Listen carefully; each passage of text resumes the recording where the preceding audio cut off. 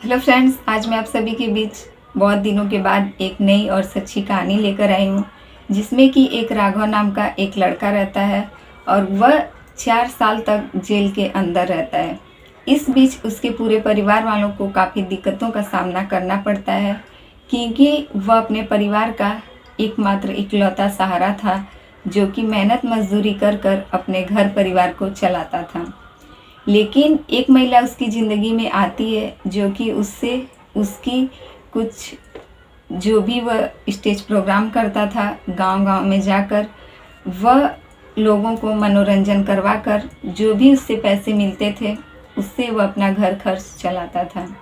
और यही सब का फ़ायदा उठाकर एक महिला उसके पास पहुंचती है और उससे कहती है कि उसकी बहन को यह सब सिखाने के लिए वह उसके घर पर जाए। जैसे यह लड़का उसके घर पर जाकर उसकी बहन को हर दिन यह सब सिखाता था, अचानक एक दिन वह छुट्टी लेकर अपने घर चला जाता है। उसकी माँ की बहुत तबीयत खराब रहती है। जब वह वहाँ से वापस आता है तो तुरंत उसे पुलिस गिरफ्तार कर लेती है और गिरफ्तार करते ही उसे 4 साल की सज़ा सुनाकर उसे जेल में डाल दिया जाता है। पता यह चलता है कि उसे वह जिस लड़की को यह सब सिखाने जाता था, वह उसी ने उसके खिलाफ थाने में शिकायत दर्ज करवाई है कि यह लड़का उसे भगाकर दिल्ली ले गया था और वहाँ उसके साथ दरिंदगी जैसी हरकत करने के बाद उसे वहीं छोड़कर वापस चला आया था। यही सब बात को लेकर इस लड़के के खिलाफ थाने में जो है शिकायत दर्ज की जाती है। Hello friends, welcome back to my YouTube channel Sangeeta dot Rinku ji में आप सभी का फिर से एक बार स्वागत है। और आज मैं फिर से आप सभी के बीच एक नई और सच्ची घटना के साथ हाजिर हूँ। तो फ्रेंड्स, आज की कहानी शुरू करें उससे पहले अगर आप हमारे चैनल पर नए हैं तो प्लीज़ हमारे चैनल को सब्सक्राइब कर दीजिए और वीडियो पसंद आए तो लाइक कमेंट ज़रूर कीजिएगा। तो फ्रेंड्स, आज मैं बहुत दिनों के बाद आप सभी के बीच एक नई कहानी लेकर आई हूँ और यह कहानी है यूपी के बरेली से, जहाँ की एक मज़दूर लड़का रहता था। और यह घटना है साल 2019 की। यूपी की बरेली में ही एक मज़दूर लड़का रहता था, जो कि मेहनत मजदूरी कर कर अपना घर परिवार चलाता था। इसके साथ साथ वह अपने खर्चे के लिए गांव में ही किसी भी प्रोग्राम में जाकर स्टेज शो कर लिया करता था। वह हर दिन किसी न किसी गांव में जाकर स्टेज प्रोग्राम करता था। इसी बीच उसकी मुलाकात एक महिला से होती है, जिसका नाम नीतू रहता है।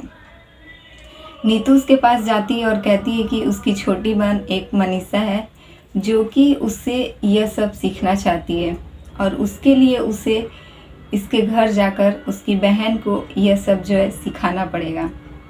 इन सब बात को सुनते ही वह लड़का जो था, मज़दूर लड़का जिसका नाम राघव था, वह राघव तैयार हो जाता है और वह उस नीतू की बहन मनीषा को यह सब सिखाने के लिए उसके घर पर जाया करता था।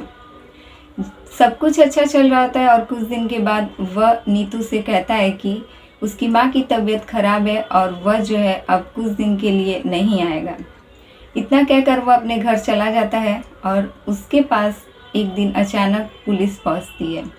राघव के पास पुलिस पहुंचकर उसे गिरफ्तार करती है और उसे गिरफ्तार कर कर उसे अपने साथ लेकर जाती है।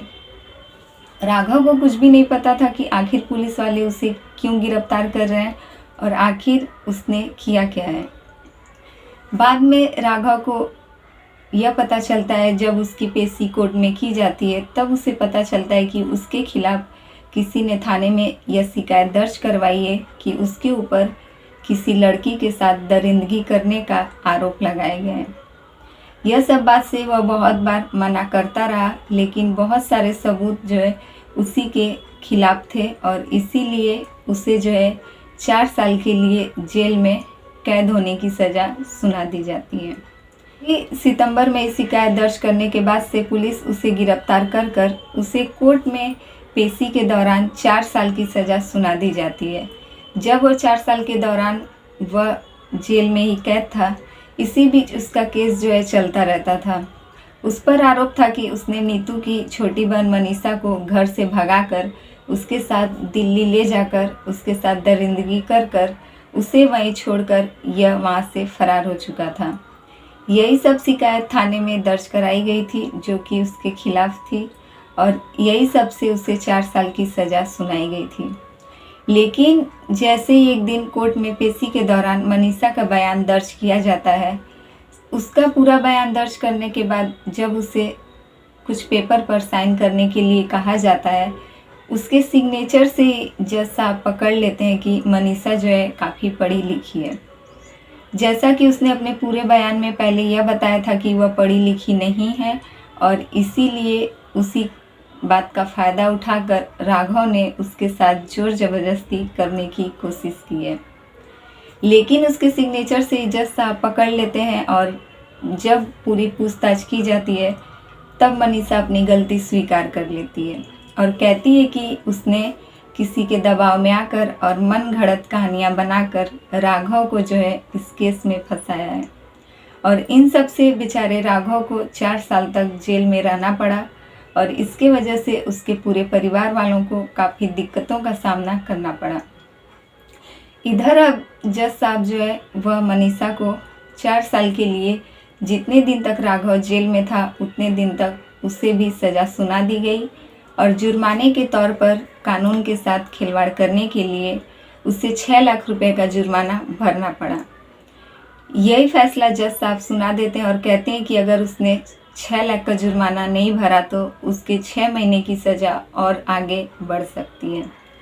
तो फ्रेंड्स, ये रही आज की कहानी अच्छी लगे तो प्लीज़ हमारे वीडियो को लाइक कमेंट जरूर कीजिएगा और हमारे चैनल पे नए हैं तो प्लीज़ हमारे चैनल को सब्सक्राइब कर दीजिए।